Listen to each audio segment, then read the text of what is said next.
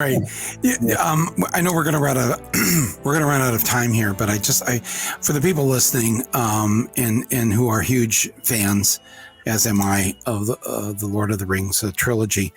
If there's a certain memory or something while making the film with the other actors, with Peter Jackson being in New Zealand, whatever, maybe just something to share with people in terms of how whatever happened during that process maybe changed you, maybe made you a better person, maybe it inspired you to make your own film, whatever that was. I'm just to if you don't mind, and I'm sorry to go there, but I know you're very proud of these three films, as you should be, and so Lord of the Rings.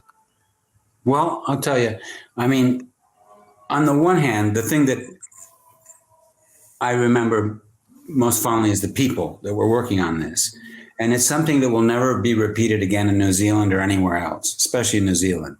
Because at that time, there wasn't a history of making big movies like that in that country. Mm-hmm. And there wasn't even a history of making tons of movies there of any kind.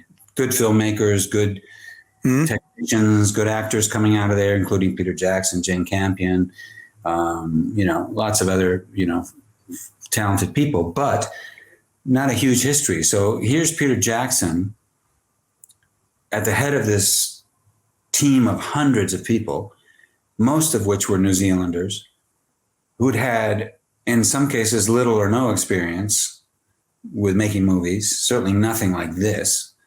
And the most amazing thing was watching on a daily basis how Peter, in a collective way with all these people, solved little problems and big problems, which is what movie making is about. It's like solving problems, getting over obstacles of all kinds.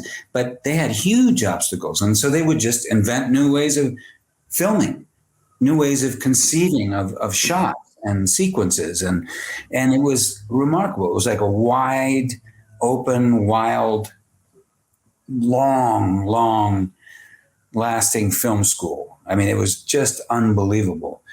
Apart from that, and the friendships generated that are, still hold up to this day with the people I got to know during that shoot, in front of and behind the camera, the idea, the foundation of the story, this idea, certainly my character and the members of the fellowship, this idea of a multiracial, collaborative, multilingual, multicultural group of people finding ways to collaborate and get through all kinds of obstacles, against impossible odds, is inspiring. It always will be inspiring. And that was reflected by the way the movie was made, I have to say.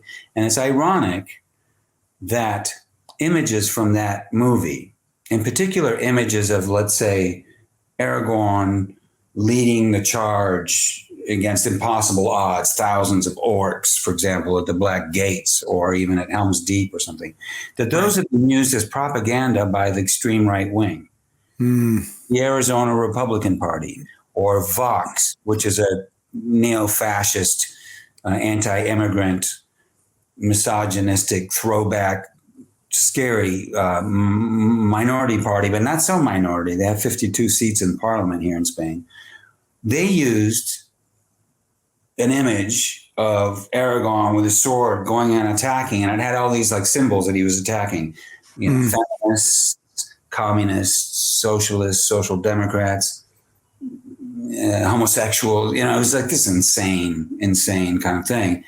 And I wrote a letter to the newspaper. They took it down. I said, this is ridiculous. This is a person who, is for multiculturalism and is somebody who is a traveler, who wants to have people work together, and he wants to be with them, all kinds of different people. It's the absolute opposite of what you guys are. It's ridiculous. You guys should read the book, or the movies carefully. And in the United States, there's been a couple cases. The Arizona Republican Party used that too.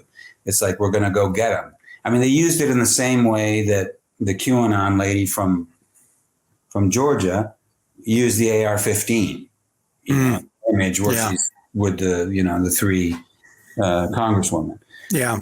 So it's that's the thing I most value, and it's striking to me how those things can be perverted. Even the idea of being patriotic or wanting to help Americans or being pro-democracy or even pro-American, that can be perverted into something that's exclusive, that's exclusionary and racist and just not a good team player, as a person or as a society. Yeah. It's remarkable how that happens.